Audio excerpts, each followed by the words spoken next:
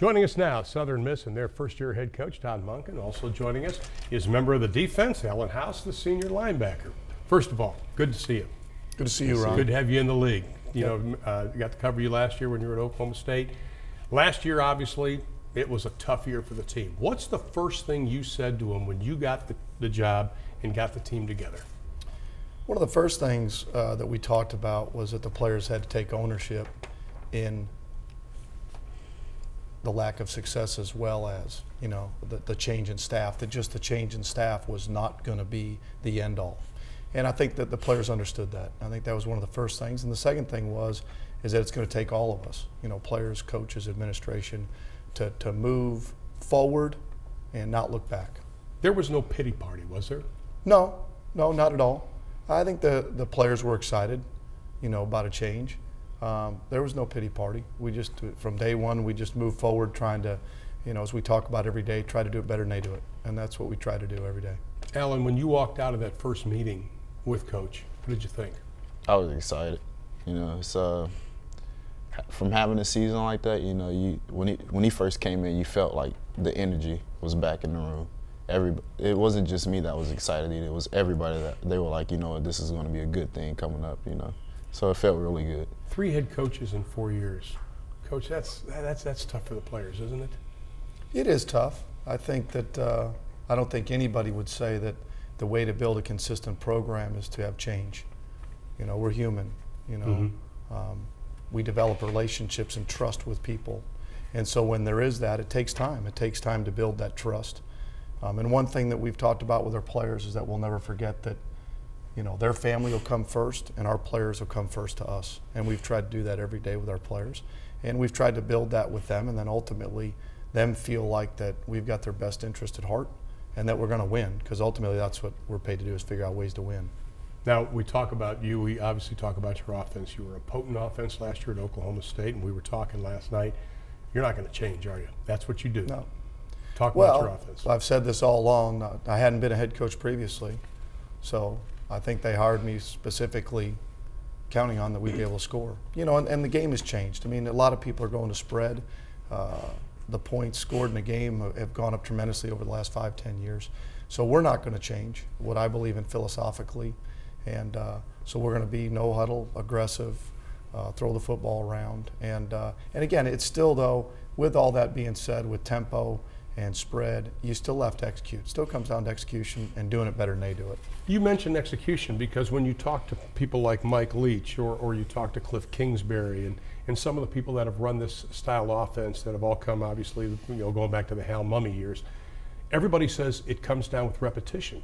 But you only had 15 practices. Is it tough getting that repetition where these guys can all get on the same page, considering the offense absolutely depends on that? Well, I think it's hard both sides of the ball. You have 15 practices, probably through the first 9 offense, defense, special teams. It's hard to gauge players' measurable skill set when they're thinking. So as you're getting information, they're trying to process in your players. Half the time they were fired up if they just got lined up. Did I get lined up right?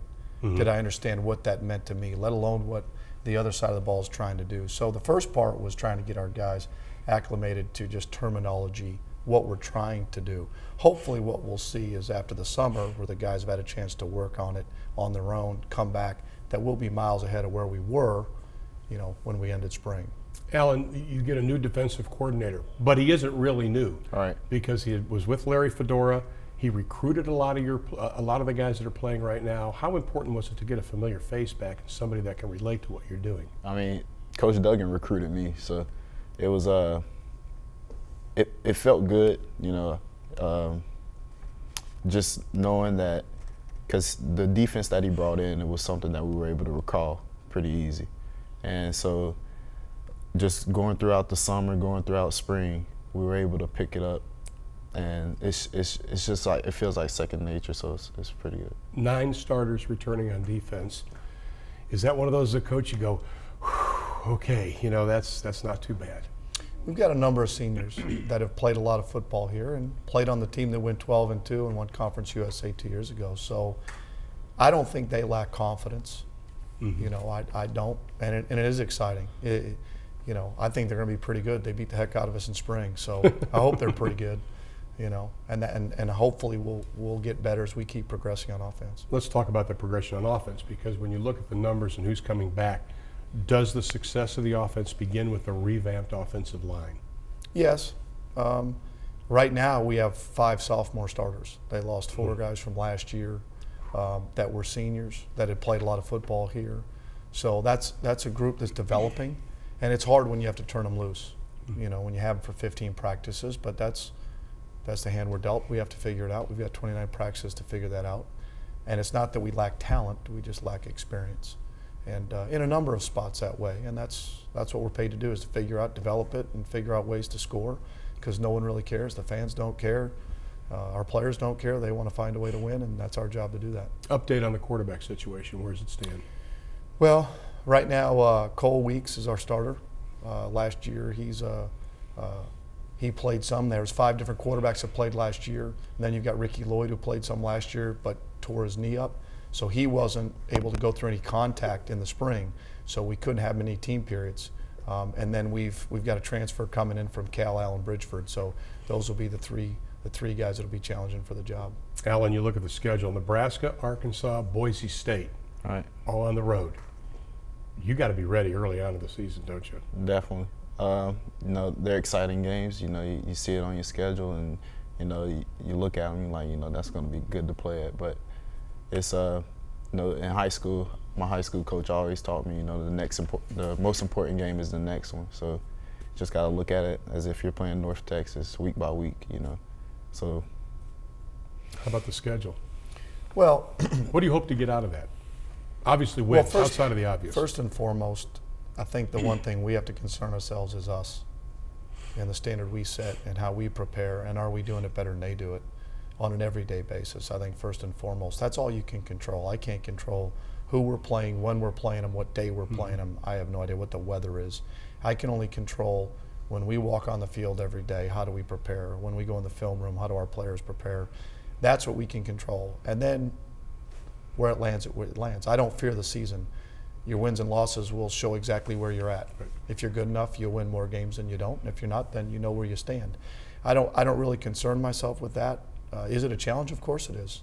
But at the end of the day, I'm more concerned about, okay, the first day that our players report, the next day, how do we have a great first day of camp? You know, how's our energy and our attitude and our body language? And then whatever is next, like right now, all I'm concerned really about is Texas State. You know, really, that's our first game, very important game for us after a tough season. We've got a new turf that got put on the field, a new scoreboard, a new staff. Very important. You only have one first impression, that we come out of the blocks swinging. We only have about 30 seconds, but Lenny Wilkens, the great NBA player and coach, once told me that teams take on the personality of their coach. Do you think this team's going to take on your personality? God, I hope so, because I love coaching. I love being around the players. I mean, I've dedicated my life to the sport. I mean, there's nowhere I'd rather be than on the field with these guys coaching. And I'm excited. I love the ultimate challenge. I really do. Because when you play somebody that you think is supposed to be better than you, isn't that the ultimate challenge? How do you figure out a way to do it better than they do it? Awesome job. Coach, welcome to Conference USA. Thank you, Good Ron. seeing you again. Appreciate it. You too. Have a wonderful year. We'll be back with more in just a second.